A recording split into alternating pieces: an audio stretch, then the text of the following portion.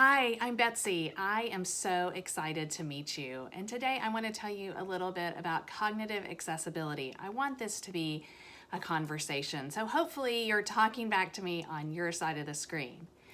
I often talk about cognitive accessibility and people look at me like I have no idea what that is. And it's not a very well known term. It's kind of a new term and something new in the field. I think cognitive accessibility is the most important type of accessibility because it literally affects 100% of people on Earth. So a disability is defined, I'm going to read it for you.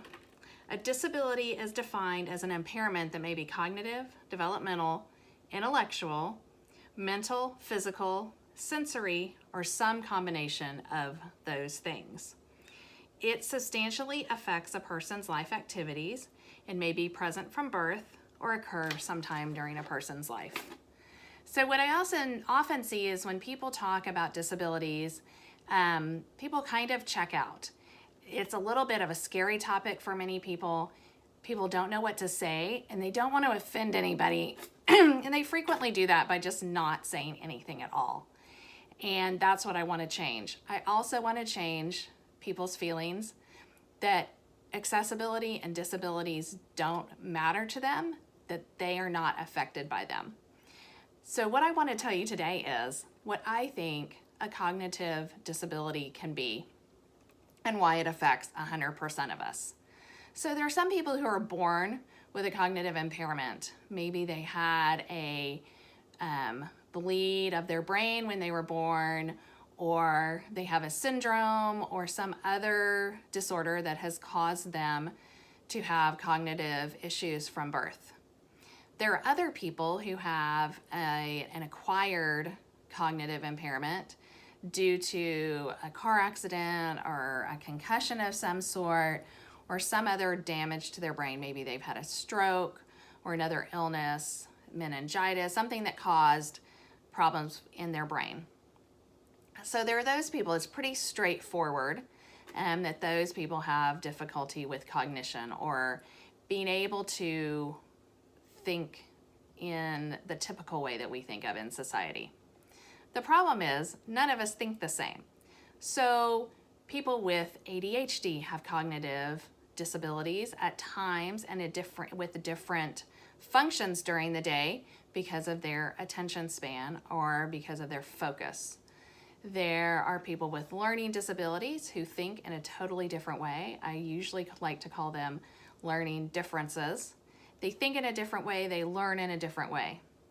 There are also all the rest of us who may have a cognitive disability at some time in our life, our week, or our day. So that could be an illness. So say you have the flu. I had shingles recently. It makes you unable to focus in the same way. It may impair your reading comprehension. You may affect how much you can do during the day, your level of fatigue. Many people get brain fog as a symptom of another illness, or just during the day, they just are having a low blood sugar moment or just are hungry and their brain doesn't work 100% the way it should. We may also have not gotten enough sleep. So say an entrepreneur who's really trying to hustle and isn't getting the sleep that they need, they won't be able to function in a cognitive way that they normally can. A student who's been up all night studying is not going to function the same way that they are when their brain is at 100%. If you're used to coffee and you haven't had your coffee in the morning, that's going to affect your cognitive skills. There's so many different things that it can affect the way our brains work. And that's why all products need to be very cognitively accessible. I love doing this work because I've been a speech pathologist for many, many years, and I've seen how everyone's brains work in different wonderful ways. It's not that a person's brain is necessarily flawed, but it works in a way that's not typical. Sometimes that brings us amazing creativity and amazing passion for different things and an amazing ability to get things done. Sometimes that slows us down. Sometimes that lasts for an hour or 30 minutes or a day or a week or months or years or a lifetime. So it's so important to make products that are really good for all of your users. If you design a product that anyone can use, even if they have had 3 hours of sleep and haven't had their coffee yet, as well as someone who has an acquired brain injury from a stroke or a car accident, as well as someone who was born with a cognitive impairment, you have a product that is great for all your users 100% of the time. So what I want you to take away from this is our brains all work differently, and we need products that are designed to work really, really well for all people at all brain powers that they have during their day or during their lifetime.